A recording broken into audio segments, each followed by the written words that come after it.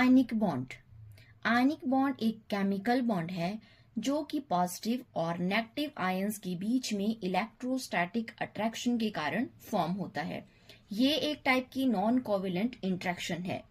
सो atoms जो है वो पॉजिटिव और नेगेटिव कैसे बनते हैं?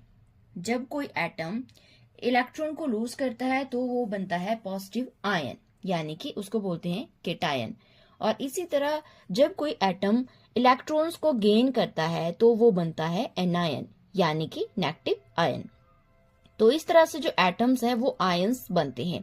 अब हमारे पास एक पॉजिटिव आयन आ गया, एक नेगेटिव आयन आ गया। अब आपको पता है कि पॉजिटिव और नेगेटिव चार्ज जो होते हैं वो एक दूसरे को अट्रैक्ट करते हैं। सो इसको समझने के लिए यहाँ पर हम एग्जांपल लेते हैं सोडियम क्लोराइड का। सोडियम क्लोराइड में क्या होता है कि जो सोडियम होता है उसके पास एक इलेक्ट्रॉन होता है इसके आउटर मोस्ट शेल में, और जो क्लोरीन होता है उसके आउटर मोस्ट शेल में 7 इलेक्ट्रॉन्स होते हैं।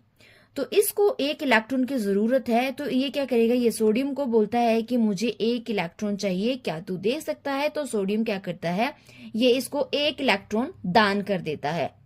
तो इस तरह से सोडियम और जो ये क्लोरीन है ये दोनों आयंस बन जाते हैं। इसने एक इलेक्ट्रॉन जो है वो लूज किया तो इसके ऊपर पॉजिटिव चार्ज आ जाता है, और इसने एक इलेक्ट्रॉन को गेन किया तो इसके ऊपर नेगेटिव चार्ज आ जाता है। तो इस तरह से ये दोनों बन गए अब आयंस। अब जो पॉजिटिव और नेगेटिव आयंस होते हैं वो एक दूसरे को अट्रैक्ट करते हैं, और जिसकी वजह से इनके बीच में एक बॉन्ड फॉर्म होता है जिसको बोलते हैं आयनिक बॉन्ड। अब जो आयनिक बॉन्ड होता है वो कोवेलेंट बॉन्ड से डिफरेंट होता है, क्योंकि कोवेलेंट बॉन्ड में हमने देखा था कि उसमें जो इलेक्ट्रॉन्स है वो आपस में शेयर हो रहे हैं, मतलब दो एटम्स इलेक्ट्रॉन्स को शेयर कर रहे हैं। लेकिन आयनिक बॉन्ड में क्या होता है, इसमें जो इलेक्ट्रॉन है वो ट्रांसफर होता है।